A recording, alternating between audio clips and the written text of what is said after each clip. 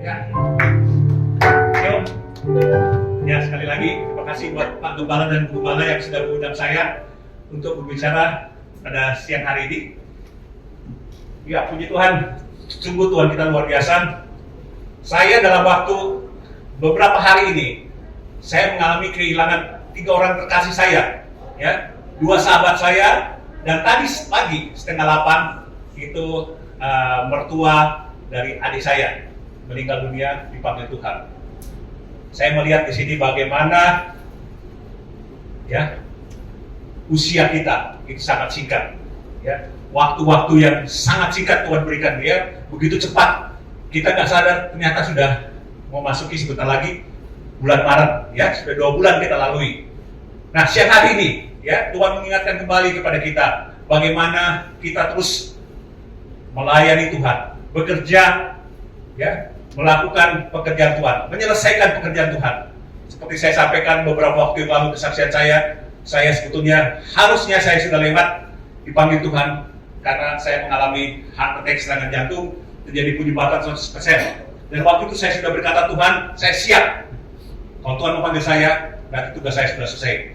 Tapi waktu itu dalam saya di ruang ICU, kemudian saya melihat ada seorang sosok baju putih kemudian katakan, anakku, tugasmu belum selesai. Wah, saya bilang berarti tugas saya masih harus menyelesaikan tugas, ya, Tuhan selesaikan. Jadi kita lihat saat ini banyak sekali orang jatuh dalam dosa, ya, banyak teman-teman sepelayanan saya, mereka melayani awal-awalnya melayani Tuhan, akhirnya mereka terhilang. Ya, banyak sekali kita lihat khususnya hamba-hamba Tuhan yang jatuh dalam dosa, ya. Kita harus berhati-hati karena iblis sedang menanti kita, sedang mau mengincar kita untuk kita jatuh dalam dosa. Ya, Tuhan mau kita finish well, menyelesaikan tugas sampai akhir, ya, sampai kapanpun, ya, tetap semangat, ya. Jadi itu saya ada ikut Lemhanas, ya, itu kita punya semboyan kalau ini semangat pagi, jawabnya pagi, ya. Masih semangat? Amin. Ya, semangat. Amin. Jawabnya pagi. Jadi semangat itu pagi hari itu kita lihat semangat pagi hari, waktu itu kita masih semangat luar biasa, ya. Nah, kita juga saat ini juga dalam pelayanan walaupun udah sore kemudian malam hari, kita harus semangat seperti semangat pagi, ya. Karena kita tahu tugas kita banyak ke depan yang harus kita selesaikan bersama Tuhan, ya. Dan tugas ini adalah tugas yang mulia dan waktunya sangat terbatas, ya. Hari-hari ini waktunya sangat terbatas, kita berpacu dengan waktu, kita harus selesaikan waktu itu dengan pelayanan kita dengan sungguh-sungguh, menjangkau jiwa-jiwa. Jadi bukan hanya nanti tugasnya Bapak Gembala, Ibu Gembala, tugas kita adalah mengajak orang-orang untuk datang, ya, mengenal Yesus datang ke tempat sini, ya. Dan itulah kerinduan hati kita semua, ya, bahwa tugas kita, amanat agung itu kita harus selesaikan, ya, sebelum kedatangan Yesus kedua kali. Dan ini tugas banyak hamba Tuhan melihat waktunya sangat singkat. Kalau Indonesia dilihat sampai tahun 2045 kita mengalami Indonesia emas.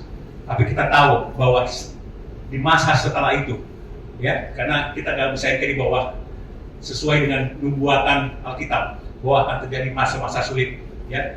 Kita harus siap melaksanakan amanat agung itu, ya, sampai selesai. Ya, sebelum saya nyampe ke firman Tuhan, ini pengalaman saya sampaikan juga supaya jangan jatuh, ya, bagaimana dalam keluarga saya khususnya, ya, ini sebetulnya suatu hal yang aib, ya, saya ketemukan di sini, tapi buat pelajaran juga buat saya dan juga buat kita semua bahwa berhati-hatilah, jangan kalau kita merasa bahwa kita kuat, ya, kita tidak akan jatuh. Ayah saya itu adalah dia seorang polisi, dia adalah satu pendiri dari satu gereja terkenal di Jakarta. Dan umur 73, ya, itu membuat saya shock. Umur 33, mami saya sakit stroke. Kemudian apa yang terjadi? Dia melakukan suatu perbuatan yang tercela di depan mami saya dalam keadaan stroke oleh suster perawatnya. Dan itu membuat hati saya hancur dan saya tidak memaafkan, ya. Dan itu membuat kita sekeluarga itu mengalami trauma yang luar biasa. Tapi puji Tuhan, kita boleh mengalami pemulihan, kita boleh mengasihi, mengampuni papi saya. Singkat cerita, dalam waktu kurang lebih hampir 12 tahun, saya berdoa supaya papi saya itu diberi kesempatan oleh Tuhan mengenal Tuhan. Dan puji Tuhan, Tuhan mendengarkan apa yang menjadi keinginan saya. Setelah 12 tahun, papi saya ini udah pindah ke agama keyakinan yang lain, ya. Dan saya berdoa minta pengasihan Tuhan supaya papi boleh kembali. Dan puji Tuhan, Tuhan memberikan kesempatan dan akhirnya saya ditelepon, papi saya di rumah sakit, Dr. Cipto, dan saya langsung berangkat ke sana dan papi mengatakan waktu itu, Den, tolong doakan papi mau kembali kepada Tuhan. Dan saya layani dia, saya berdoa, dan puji Tuhan, akhirnya dia terima kembali pembaharuan, lahir kembali, ya, dia bertobat. Dan singkat cerita, waktu itu dia meninggal, dan karena dia sudah pindah agama, dari gereja nggak mau kuburkan, nggak ada yang berani pendeta yang mau menguburkan karena KTP-nya sudah pindah. Dan puji Tuhan, pada waktu itu yang mau, karena saya tahu masalahnya benar, ya, saya melayani papi saya, pertobatan papi saya, dan akhirnya yang menguburkan itu dikubur upacara penguburan saya, ya. Dan saya bersyukur kepada Tuhan, Tuhan masih memberikan kesempatan. Nah, kalau kita masih diberi kesempatan, jangan sia-siakan, ya. Jadi pelihara iman kita, jangan sampai jatuh. Ini contoh dari papi saya yang merasa dia kuat, ya, tapi ternyata dia jatuh dalam dosa. Nah, inilah makanya saya ingatkan kembali khususnya buat pelayan-pelayan Tuhan, hamba-hamba Tuhan, kita harus menjaga hati kita, kudusan kita, supaya kita jangan jatuh. Kita boleh menyelesaikan apa yang Tuhan berikan kepada kita. Nah, siang hari ini akan saya sharingkan finishing well, ya, bagaimana kita mengakhiri kehidupan ini dengan penuh kemenangan, ya. Next berikutnya bisa DJ, ya. Ya, hidup ini berjalan begitu cepat, tanpa terasa kita sudah pada tempat di mana kita berada sekarang ini, ya, dan kita sudah di tempat perhentian. Nah, adakah yang masih harus menempuh perjalanan jauh, ya? Ya, saya, Pak Gembala, kita udah usia yang, ya, istilahnya dalam firman Tuhan itu umur 70 tahun, ya, sudah mendekati, ya. Oleh karena itu kita harus semakin tekun melayani Tuhan, ngejar tugas yang belum selesai, ya. Saya sering jawab, siapa yang mau masuk surga? Angkat tangan. Siapa yang mau duluan? Yang mau. Ya, semua kita tahu itu, kita pasti kita masuk surga, ya, kalau kita dalam Tuhan. Tapi kita percaya bahwa apa yang harus kita lakukan bukan target kita adalah surga. Bagaimana sebetulnya hidup kita ini, ya, menjadi serupa seperti Kristus. Karakter Kristus itu adalah hidup kita. Ini yang paling penting. Ya, surga itu udah pasti, itu bonusnya. Tapi bagaimana kita menjadi serupa dengan Kristus? Nah, ini yang paling penting, ya, karena menjadi serupa dengan Kristus itu perlu ketekunan, perlu latihan, dan perlu keseriusan, ya. Karena kalau kita nggak serius, untuk sekarang ini kita akan bisa jatuh di dalam dosa, ya. Cepat atau lambat kita akan sampai ke tempat perhentian terakhir, ya. Ini tempat yang terakhir, rest, apa ini? Trip, ya. Pada saat kita berjalan, kita akan berhenti. Masalahnya apakah kita akan mengakhiri perjalanan kita dengan penuh kemenangan? Nah, ini tanda tanya, ya. Oleh karena itu, siang hari ini saya akan kasih sharing firman adalah bagaimana kita mengakhiri pertandingan kita dengan baik. Berikutnya, ya, ini Paulus, dia dalam 2 Timotius 4 ayat 6, waktu Paulus menuliskan mengenai diriku, darahku sudah mulai dicurahkan sebagai persembahan dan kematianku sudah dekat. 2 Timotius 4 ayat 6, ya, ayat 6, ya. Sejak diselamatkan di dalam Kristus, ia sudah mempersembahkan dirinya sebagai persembahan yang hidup untuk melayani dia dan memberitakan Injil kepada banyak orang. Sekarang ia akan menyempurnakan persembahan itu dengan mengorbankan kehidupannya bagi Tuhan. Kita lihat bagaimana Paulus setelah dia adalah seorang penganiaya orang Kristen, tapi setelah dia hidup baru dan hidup dalam Tuhan, dia menderita, ya, untuk penginjilan. Kemana-mana dia menderita, tapi dia bilang, dikatakan bahwa di dalam firman Tuhan 2 Timotius 4 ayat 6, ya, karena waktunya sudah dekat, darahnya dicurahkan, dan dia tahu pertandingannya sudah akan berakhir, ya. Terus berikutnya, Paulus melihat relate saat ini dengan hati yang lapang bahwa waktu kematiannya sudah dekat. Ia tidak takut menghadapi kematian karena baginya hidup adalah Kristus, mati adalah keuntungan. Filipi 1 ayat 21. Sebaliknya, ia menghadapi kematiannya dengan hati yang tulus ikhlas karena ia mengakhiri perjalanan hidupnya dengan baik. Ini yang penting ya. Jadi kita boleh angka awal menggebu-gebu, tapi langkah terakhir ya kita setia sampai akhir dan kita boleh mengakhiri pertandingan dengan baik. Ya, kita akan mendapatkan mahkota. Paulus memandang kebalik ke belakang dengan hati yang bersyukur karena ia telah menjalani kehidupannya dengan baik di hadapannya. Ia tidak selalu disenangi oleh banyak orang. Yang mungkin dalam pelayanan kita banyak kita ketemui juga ada orang-orang yang tidak suka dengan pelayanan kita ya. Tapi kita tekun, kita akan mengalami hal-hal yang baik bersama Tuhan.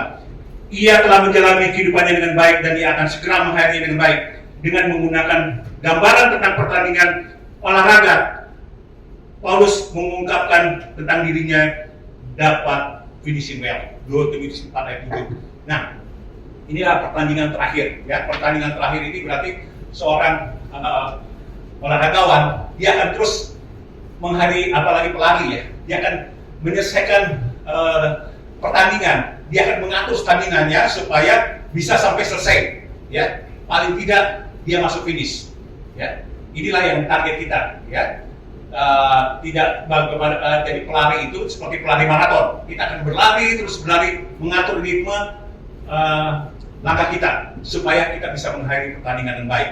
Inilah yang penting bagi kita adalah mengatur irama hidup kita, irama pelayanan kita. Jangan sampai kita menggebu-gebu dalam pelayanan, akhirnya kita loyo, ya, loyo dan akhirnya kita capek. Nah, oleh karena itu perlu waktu-waktu kita juga dalam pelayanan ada waktu istirahat, ya. Kita istirahat berarti kita dekat dengan Tuhan, intim dengan Tuhan. Kita tanya apa yang Tuhan mau, apa yang Tuhan inginkan. Disitulah kita mengatur, ya, supaya kita bisa stamina kita menjadi kuat. Ya, karena banyak orang yang menggebu-gebu setiap hari Senin sampai Minggu. Begitu melayani Tuhan, tapi akhirnya dia loyo. Kenapa? Karena dia tidak punya waktu rest, ya, istirahat di dalam hadirat Tuhan. Ini yang penting kita lakukan adalah kita tetap tenang, tetap kita punya waktu-waktu intim dengan Tuhan. Berikutnya, ada 3 hal yang diungkapkan Paulus. Aku telah mengakhiri pertandingan baik, aku telah mencapai garis akhir, aku telah memelihara iman. Ini ya. Jadi 3 poin, 4 poin ini, 3 poin. Dia telah mengakhiri pertandingan dengan baik dan telah mencapai garis akhir. Ini yang penting, garis akhir, dan telah memelihara iman. Iman kita ini harus kita pelihara sampai akhir. Jangan sampai di tengah jalan, saya contohkan tadi, ya, itu terjadi, ya, puji Tuhan untuk bapak saya bisa kembali. Nah, ini ada satu lagi contoh nih, yang mungkin pernah dengar, yang orang-orang gereja pasti dengar, itu ayah saya, bukan ayah saya, paman, adik dari papi. Itu karena masalah keluarga, akhirnya dia pindah keyakinan, dan dia menjadi keyakinan seberang. Dia bahkan pernah ya ke Arab sana, dan waktu itu saya terus selain saya berdoa, tapi Tuhan tidak pernah memberikan kesempatan. Karena waktu itu dia sudah menjadi gembala, jadi pendeta. Nah, ini kalau kita mungkin yang biasa-biasa aja, mungkin kalau kita jatuh masih Tuhan kasih kesempatan. Tapi kalau dia seorang pendeta, gembala, dia jatuh, wah itu doa. Jadi jangan menyakiti hati Roh Kudus, itu dianggap murtad. Dan Tuhan tidak memberikan kesempatan. Dan saya sangat sedih sekali karena om saya ini tidak bisa kembali. Ya, ini satu pelajaran bagi kita, ya, bagaimana kita tetap teguh pelihara iman kita, jangan sampai jatuh. Ya, ini hari-hari ini banyak sekali orang karena perkawinan segala macam pindah agama, pindah keyakinan atau pekerjaan, pindah agama. Kita harus pegang teguh. Iman kita ini yang penting. Iman kita, ya, kita tahu iman kita ada dalam Kristus. Ya. Ada masalah, ada persoalan apapun juga, kita jangan goyang. Ya. Berikutnya, ya, Paulus memandang ke depan dengan hati penuh sukacita, dengan penuh keyakinan dia berkata, sekarang telah tersedia bagiku mahkota kebenaran yang akan dikaruniakan kepadaku oleh Tuhan, Hakim yang adil pada harinya, tetapi bukan hanya kepadaku, melainkan kepada semua orang yang merindu kedatangannya. 2 Timotius 4:8. Jadi berlaku untuk kita semua, Ya, Tuhan bilang itu berlaku untuk semua kita semua. Ya, Paulus mengatakan ya, dan bukan berlaku untukku tapi kepada semua orang yang merindukan kedatangan Tuhan. Ya, kedatangan Tuhan kita berharap kita bisa menyambut, kita bisa rapture, kita bisa menyambut kedatangan Tuhan di atas awan-awan, dan Tuhan bisa katakan kamu adalah orang yang setia, orang yang memelihara iman. Ya, perjalanan hidup kita suatu hari akan berakhir. Marilah kita menjalani kehidupan ini dengan baik sehingga kita kelak dapat mengakhirinya dengan baik. Biarlah yang pada saat ini kita dapat berkata seperti Daud berkata, Rasul Paulus berkata, aku telah mengakhiri pertandingan baik dan aku telah mencapai garis akhir dan aku telah mencari iman. 2 Timotius 4 ayat 7. Ya, jadi yang penting adalah finishing well. Ini yang penting ya. Berikutnya, ya, terus berikutnya nih, lanjutnya. Ya, ini tadi saya bilang sebelumnya, itu banyak hamba Tuhan yang menurut penelitian saya baca dalam satu artikel 15% bisa sebelumnya. Ya. Menurut dokter, saya baca dalam satu buku, Dr. Robert Clinton dalam bukunya The Making of Leader, hanya 15% hamba Tuhan, ya, yakni kita semua yang masuk garis finish, dan itu terlalu sedikit, ya, terlalu sedikit. Dan tugas kita adalah kita harus menambah. Jadi persentase 15% ini sedikit sekali, ternyata banyak orang yang terhilang. Ya, ini dikatakan penelitiannya di saya buku ini, 50% hamba Tuhan tidak menyelesaikan pertandingan dengan baik. Nah, ini kita harus hati-hati, jadi jangan sampai kita masuk terbilang daripada 15% ini. Ya, berikutnya, nah ini yang menjadi penghalang kita untuk sampai pertandingan iman. Itu adalah yang pertama adalah masalah keluarga. Ya, jadi keluarga ini penting banget. Jadi pasangan suami istri ini harus sama-sama, jangan sampai pincang. Pasangan ini harus seiman, ya. Jangan sampai karena cinta atau segala macam akhirnya kita menjadi pasangan yang berbeda. Itu banyak contoh seperti om saya, dia pindah keyakinan, akhirnya iman dia tidak bisa beriman. Ya, kita harus dalam pernikahan juga, ya, kita harus betul-betul harus seiman suami istri. Karena banyak kita tidak bisa menyelesaikan pertandingan akhir karena masalah keluarga, masalah anak. Itu yang akhirnya memisahkan kita, ya. Nah, ini menjadi penghalang kita untuk bisa mencari pertandingan iman. Dan kemudian adalah masalah seksual. Nah, ini saya bilang contoh dari papi saya, karena masalah pendampingan seksual, berpikir yang pendek, akhirnya dia melakukan hubungan yang tidak wajar, ya. Dan hati-hati, ya. Perselingkuhan seks ini luar biasa dipakai iblis untuk menjatuhkan keluarga-keluarga. Oleh karena itu kita harus membentengi kita, maka perlunya kita mengalami hidup dalam persekutuan, dalam komsel, saling membangun, menguatkan iman supaya kita jangan jatuh dalam dosa seks ini. Ya, ini yang membuat penghalang kita untuk masuk dalam pertandingan iman. Ya, kemudian yang ketiga adalah masalah keuangan. Nah, ini sering masalah keuangan, gak ada pekerjaan segala macam, akhirnya dia menjual diri, ya, kemudian dia menerima pekerjaan-pekerjaan yang tidak sesuai dengan firman Tuhan, misalkan jadi pelacur atau menjadi di dunia malam dan sebagainya. Ini karena masalah keuangan. Masalah keuangan ini membuat kita bisa jatuh dalam dosa. Juga masalah perpuluhan dan sebagainya. Ya, hati-hati, ya, karena masalah keuangan ini masalah yang sangat penting supaya jangan kita jatuh dalam dosa. Ya, berikutnya adalah masalah kesombongan. Nah, ini ya, kita lihat banyak hamba-hamba Tuhan jatuh dalam dosa. Dia tidak bisa pertandingan, dia merasa hebat. Wah, ini gerejanya hebat, dia punya jemaat banyak. Akhirnya dia menjadi sombong. Kita harus hati-hati. Kesombongan ini, Lucifer bisa jatuh karena kesombongan. Ya, demikian juga jangan kita jatuh karena kesombongan. Berhati-hati. Itu semua karena anugerah Tuhan, semua karena kasih Tuhan. Apa yang kita terima itu ada semua karena kebaikan Tuhan. Ya, saya bilang tadi sama ibu saya, kita sharing ya. Jadi kita juga dalam pekerjaan juga hati, jangan kita merasa sombong, ini kehebatan kita. Ya, pokoknya akhirnya kita menjadi sombong.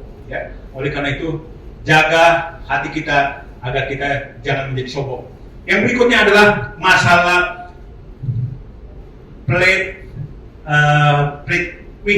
rating adalah suatu penurunan, baik mungkin di suatu gereja, ya, biasanya terjadi kok jemaatnya makin dikit. Nah, kita harus hati-hati, ya, jangan sampai kita merasa karena sedikit hanya kita menjadi lesu, hanya kita jadi nggak semangat. ya. Jadi seperti jemaat di sini jangan merasa wah ini hanya cuma berapa orang, terus tekun melayani Tuhan. Ya, kita percaya itu bukan tugas kita adalah mengadakan ibadah, undang orang datang ke tempat ini. Ya, jangan sampai kita merasa karena letih lesu, ya, nggak semangat, akhirnya kita membuat terjadi kehilangan semangat. Jadi penurunan ini, ya, kita harus tahu penyebabnya kenapa, ya. Ya mungkin karena kita kurang training sebagainya. Nah, oleh karena itu kita harus berhati-hati jangan sampai situasi yang membuat kita dapat menurun, kehilangan semangat, kehilangan karena jemaatnya sedikit dan sebagainya. Terus kita harus semangat, ya. Nah, karena saya waktu kemarin ke Tanjung Selor, ya, saya datang jauh-jauh dari sana, kemudian yang hadir ternyata cuma 2 orang. Wah, tadinya kecewa juga. Kok kita ngundang banyak orang, ternyata yang datang cuma 2. Tapi begitu Tuhan. Waktu itu teman saya, 1 orang ini yang dari Samarinda sempat kecewa. Dia bilang, "Aduh, gimana nih Pak ini? Kita udah keluar uang dia banyak ke Tanjung Selor. Itu kan biayanya cukup besar. Dari Tarakan ke Tanjung Selor. Itu biayanya nggak sedikit." Saya bilang, "Jangan kecil hati. Tuhan pasti punya rencana." Ternyata lewat 2 orang ini, itu hamba Tuhan. Saya ajak ngomong, ya, bicara, kemudian, ya, saya dapat hikmat dari Tuhan. Ternyata kenapa kita mengundang orang nggak bisa datang? Karena ternyata dibikinnya hari Sabtu, banyak pelayanan di gereja, banyak keluarga. Saya bilang ini mungkin kita juga harus punya hikmat, tanya sama Tuhan. Jadi jangan bikin hari Sabtu.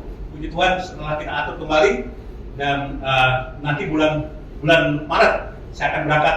Mereka siapin dengan jumlah lebih banyak orang, mungkin bisa cukup banyak lah yang akan hadir. Jadi kita juga harus koreksi, ya, koreksi kira-kira ada hal-hal yang perlu kita benahi, kita minta hikmat sama Tuhan dan Tuhan akan tunjukkan, ya.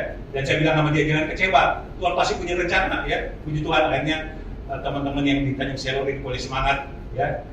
Dan kita percaya bahwa apa yang kita lakukan tidak akan sia-sia, ya. Itulah masalah besar, ya, atau masalah yang di gereja atau jemaat tidak dapat menyadarinya sehingga kita membuat yang dulunya melayani secara on fire, berapi-api, sekarang ini malah ada masalah, kemudian melarikan diri dari pelayanan atau resign, padahal melayani adalah keputusan Tuhan dan komitmen.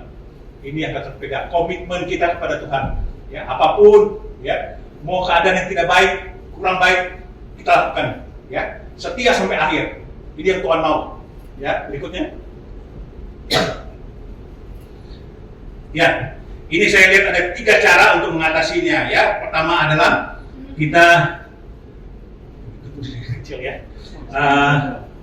Kita harus beradaptasi. Ya, beradaptasi. Kita harus kalau mungkin ada perubahan kita harus rubah. Ya, kita harus belajar perubahan. Demikian juga seorang yang mau mencapai garis akhir dan garis finish dengan pelihara iman, kita harus melakukan apa yang disebut constant renewal, yang pembaharuan terus-menerus. Kita harus, ya, ibadah ini kok perlu kita minta hikmat Tuhan lah. Kita minta supaya kita terus melakukan perbaikan sebagainya, ya. Saya kemarin ini dengan Pak Gembala, saya bilang coba datengin kantor-kantor di sini, ya, undang mereka, ya, yang persekutuan di dekat sini untuk datang ke sini, jadi kita bisa kerjasama. Jadi itulah hikmat Tuhan yang Tuhan berikan kepada kita. Tapi saya percaya, ya, Pak Gembala udah di sini, Tuhan tidak akan pernah membiarkan dengan sia-sia, ya.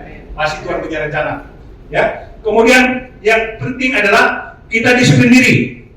Disiplin itu tidak mudah, ya. Misalkan ya kita harus latihan berpuasa, doa, ya. Inilah disiplin yang harus kita lakukan. Jadi perlu ibadah itu kita seperti melatih seperti olahraga, harus disiplin. Segala sesuatu harus disiplin. Masalah perpuluhan, masalah latihan. Jadi apa yang kita tetapkan, kita harus lakukan dengan memegang komitmen kita, ya. Harus disiplin diri. Kemudian yang berikutnya adalah mentoring. Nah, ini yang penting. Mentoring ini sangat penting karena saya lihat banyak pelayanan dari gereja itu kurang ada mentoring ya, khususnya apalagi gereja-gereja yang belum merasa besar ya. Jadi perlu memang mentoring, itu yang disebut dengan man to man ministry, pelayanan dari pribadi per pribadi yang kita harus lakukan. Mentoringnya kita lakukan, jangan sampai hanya kita lakukan yang penting udah ibadah, kita kumpul, tapi sistem mentor ini kita harus lakukan ya, khususnya para pekerja, kita harus mentor orang-orang baru ya, apa kesulitan mereka, masalah mereka, supaya dengan mentoring ini ya bisa terjadi pemuritan ya, pemuritan mentor, kita melatih mereka. Karena penting banget mentor ini supaya jangan kita melepaskan, menyesatkan orang-orang yang menjadi binaan kita. Ya, berikutnya. Next. Kecil lagi tulisannya. Nah, ini karakteristik orang yang pinimis well. Saat mengawali perjalanan, bisa disaring. Ya. Saat mengawali perjalanan pertobatan, kebanyakan orang dipenuhi dengan segala impian hidup untuk menyenangkan dan berhasil dalam kita mengikuti Tuhan. Ya. Bukan itu ya. Namun ketika menghadapi kenyataan hidup, banyak masalah, orang yang baru bertobat mulai tawar hati, ya, kecewa, bahkan frustasi. Kita lihat di banyak orang-orang, khususnya orang-orang baru ya, setelah mereka masuk mengharapkan suatu perubahan, ya, tapi ternyata apa yang kenyataan yang mereka terima tidak sesuai. Akhirnya mereka menjadi letih lesu dan mereka mundur. Tidak heran banyak orang yang menggebu-gebu pada awalnya, ya. Kemudian kita lihat di tengah jalan mereka kembali ke dunia lamanya. Mereka hanya bertahan mengasihi Tuhan selama 6 bulan, ya. Ini berdasarkan yang saya teliti ya. 6 bulan itu biasanya habis itu hilang. Yang makanya saya bilang istilahnya muntaber, mundur tanpa berita, ya. Jadi alasannya macam-macam. Wah, udah sibuk nih, Pak Gembala, saya udah sibuk, saya udah diberkati. Nah, kita harus hati-hati, ya. Kita harus melakukan sistem mentoring. Dan berikutnya karakteristik ya, yang pertama adalah kita harus punya hati yang tulus, motivasi yang benar, ya. Karena motivasi yang benar itu akan menentukan, ya, pelayanan kita. Ya, jadi pelayanan kita harus tulus, motivasi kita harus benar. Bagaimana kita melayani Tuhan? Karena kita tidak bisa bayar kebaikan Tuhan. Apa yang kita lakukan adalah kita mengasihi Dia, ya. Jadi perlu hati yang tulus, tidak ada motivasi yang lain karena mengharapkan dapat kedudukan atau apa, tapi kita punya hati yang tulus. Yang kedua, berikutnya, ya, memiliki jiwa dan roh yang berbeda dengan kebanyakan orang. Ini yang saya sebut selalu dengan spirit of excellence. Kenapa Daud itu sangat dikasih Tuhan? Karena dia punya spirit of excellence, ya, roh yang sempurna. Dia mengasihi Tuhan, dia melakukan dengan sepenuh hati. Kita lihat Daud ini banyak orang yang sebutnya gambaran kita. Dia juga jatuh dalam dosa, tapi kita lihat Daud adalah orang yang diperkenan oleh Tuhan, orang yang dikasih Tuhan karena dia punya roh yang berbeda. Siang hari ini saya percaya teman-teman kita bangun spirit itu, ya, roh yang dari Tuhan itu akan menguatkan kita, mengajar kita, membawa kita dalam kebenaran, ya. Jadi untuk menghadapi pertandingan ini, ya, kita sebagai anak kita harus setia, ya. Kita harus membangun jiwa dan roh kita harus kuat dalam Tuhan, dan roh itu akan mengajar kita, membimbing kita, sehingga kita boleh setia sampai akhir. Yang Tuhan mau, apapun yang terjadi, kita boleh setia. Mau setia pada Tuhan? Amin. Ya, pemain musik kita nyanyikan. Lu mau cinta Yesus.